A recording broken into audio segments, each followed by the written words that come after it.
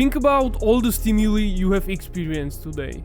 It's likely you can't even remember them all. There may have been hundreds, thousands or more. With quick dopamine hits, social media and technology, we often fall victim to overstimulation without even realizing it. But why is it so detrimental to our well-being? Overstimulation can cause problems with focus, mood swings, depression, anxiety, creative blocks, constant boredom and more. To maintain our mental health, we must protect our mental capacity and fight against overstimulation every single day. And in this video I will hopefully help you to do just that. What up guys, my name is Phil and I wanted to cover this topic today because I have some experience with it, mainly from doing monk mode and organizing monk mode protocols, and I think a lot of people can struggle with that, and some didn't even know that it can be a thing. Like, what is overstimulation? And please don't take me as like a perfect person with no overstimulation or like some guru or whatever. I am a normal guy and I am also sometimes overstimulated or spend some unnecessary time on social media or take up a lot more information and stimuli than needed. This is just a curse of today's world. It's pretty hard to overcome those algorithms and quick dopamines. But that doesn't mean that I am not fighting against it and that I am not finding techniques which can help me to regulate it. As you can see, I am on the same boat as you. I'm also trying to overcome it every single day, and maybe I just have some knowledge that you don't have or that you don't even know existed. You can often caught yourself picking up a phone just to look at something or just to reply to this text. Well, 1 hour later you are still on the phone and scrolling, watching videos or reading some really interesting and important article, of course. I see a lot of people around me have these bad habits of not controlling what they are doing and being in this virtual trap and then complaining about spending an hour on a phone. In younger generations, average time spent on social media is more than 5 hours a day. That is more than 35 hours per week, more than 140 hours per month, and more than 1680 hours per year. That means, on average, young generations spend 70 full days from 365 purely on social media per year. I think that is a lot. Thankfully, there are a few ways how to overcome it. What I do and what helps me to not get overstimulated are just simple timers and muted notifications. That's it. Just simply turn off your notifications. If you have some important communications on those platforms, maybe try to move it somewhere else or try to think of some ways how you can still do it. And it's not that hard, I did it myself. Because what often can happen is that you just check this one notification, one message on Instagram, and you see this really interesting post, and 1 hour later, here we go again. So when you turn off your notifications, you check those apps only when you really want to, and you are not distracted from your work, from those important things, and also you are consuming less content and less switching context. Your brain will just simply has more space and will not be that stimulated. Non-stop availability is also what comes with the notifications. It's pretty standard that you are available anytime you are still online, so that's no problem to reply to some texts, messages, phone calls and so on and so on. And a lot of people think that it's normal to be still online and still available to reply to any messages or notifications. But you have to stop that and not switch context between work, messages, work, notifications, work, emails, work, meetings, blah blah blah blah blah. I think you understand. And now also the timers. It helps, but only if you have strong discipline and not prolong every timer 10 times. Then it's a bit useless. For a better monitoring of your screen time, I would suggest you to put a widget on your home screen with time spent on your mobile phone, so that the 5 hours spent on your screen will shine on you every time you open up your phone. I have it like that and it just works. No one wants to see like 5 hours of procrastination. I'm not saying that social medias and phones are bad in some way, don't get me wrong. It would be a bit against me because I'm also creating on social media. But what I'm trying to say is get control over the content and not the content controlling you. So scroll, but mindfully. That means that you have full control over time spent on these platforms, and also you really think through about the content which you consume. But more about that later in the video. On social media we consume loads and loads of content from various different topics from various different people. And that can cause really fast and rapid overstimulation. It's a quick way of getting cheap dopamine, but what it also does that we are switching contexts in seconds. That is not normal in non-virtual world. You usually switch context few times per hour and also much slowly. For example, you are going from outside to inside, doing work on PC and then going on a meeting. But this all usually happens on a longer time period. When we switch context 10 times or even 100 times faster than in a normal life, our brain can lose focus, lose traction, overflow with stimuli and just overheat. Then you can feel lack of motivation, bad mood or even lack of energy and much more. So do you see now where is the problem with phones and social media? It's not a problem within itself. It's a problem with us scrolling blankly and not even realizing it. I was already talking a bit about dopamine, but what it actually is? It is a type of neurotransmitter in our brain often referred to as a feel-good transmitter. But it is not only that, it affects many other things in our system. It affects our mood, motivation, creativity and so much more. Dopamine was designed to reward us and our brain for accomplishments like hunting animals for food in order to survive. That's why it feels incredibly good to have sex, watch porn or eat a donut or a hamburger. It has evolved over time a bit and nowadays we have a lot of dopamine sources. Some sources boost our dopamine a little bit and some boost it up rapidly. For example, hard drugs like amphetamines. Now, you maybe understand why some things can be really addictive. Mainly because of dopamine. And what it has to do with overstimulation? Well, a lot. If we consume a lot of dopamine and we slowly increase the base levels of it, suddenly the normal thing starts to be more and more boring. And then we want more and more of dopamine. And in order to achieve it, we need to stack it up. Normal workout as it is naturally increases it.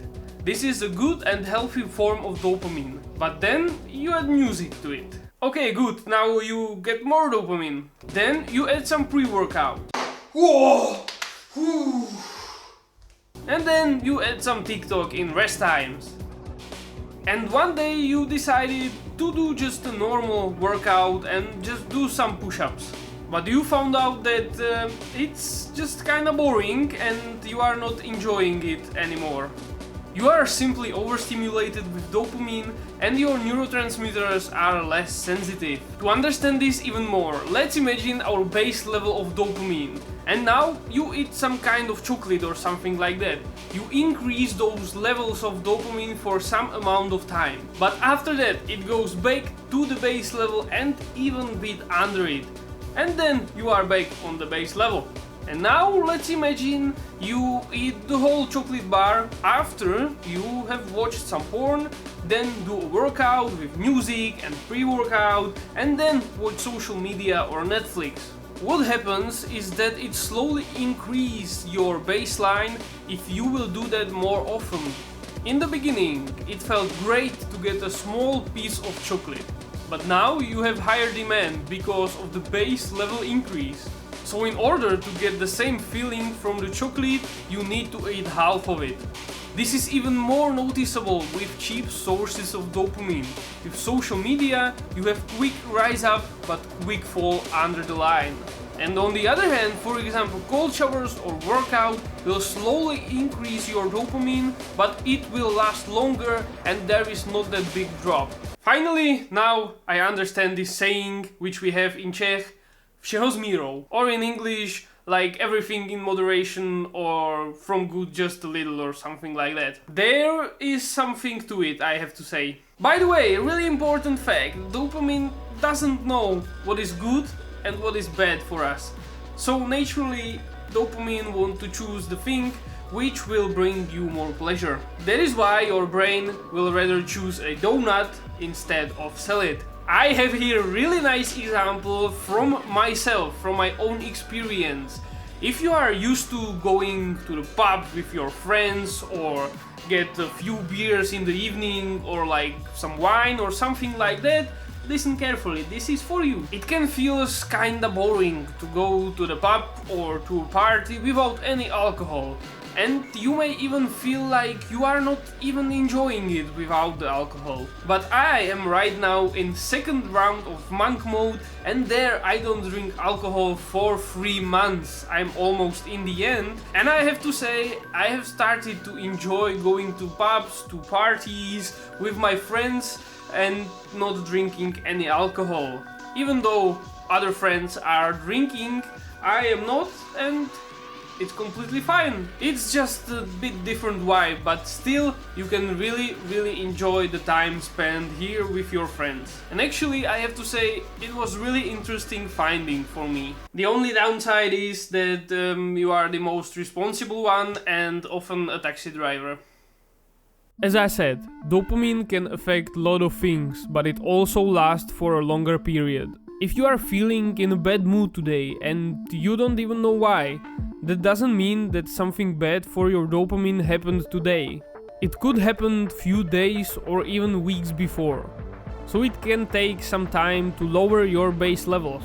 But what helps me is that I really control my dopamine throughout the day, and I'm trying not to stack it up and do multiple things at once and rather keep it simple. Often I'm working out without music, or I work without any distracting elements and just focus on the work. I try to regulate my sugar income, at least I'm trying. What can also be a problem is a FOMO, or fear of missing out. As I talked about in the beginning, we are still online and still available. That can be also because we are worried that we will miss something important. I would repeat myself, so just try to put away the phone and switch your mindset from fear of missing out to joy of missing out. You need to realize that when you leave that phone and resist the fear of missing out, you can do something more important or healthy for you.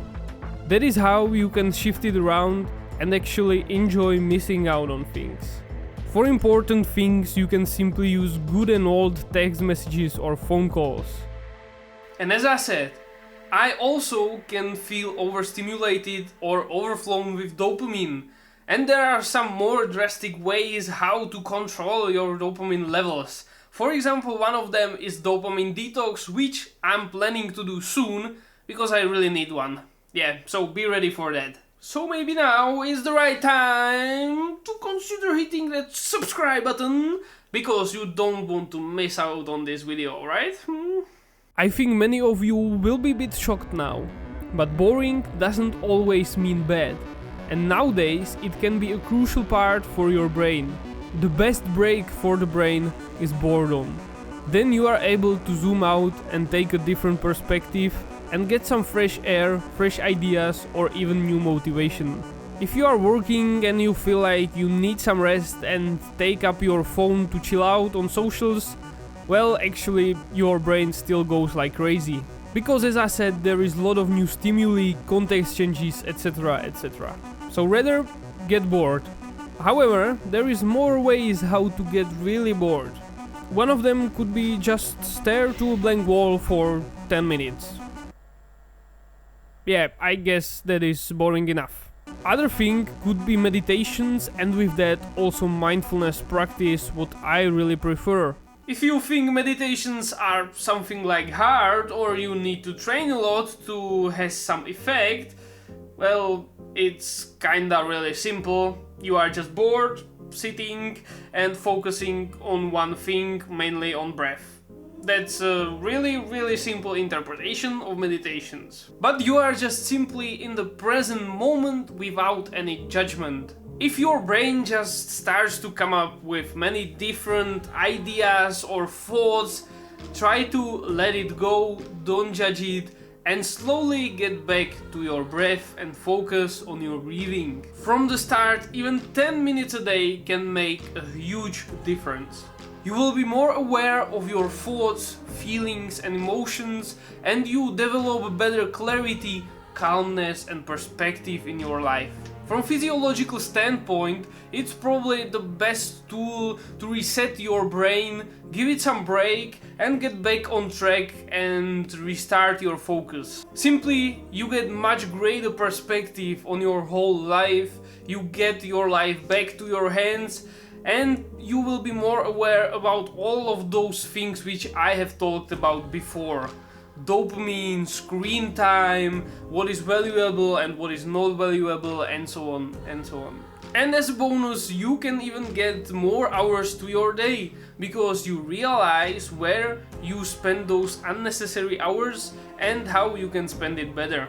So don't worry to get bored sometimes, but it has to be purposefully, not like you are watching YouTube and Netflix all day and you are feeling kinda bored. That's not really it. There is a bunch of other things that can help you with overstimulation and just to relieve your brain a bit.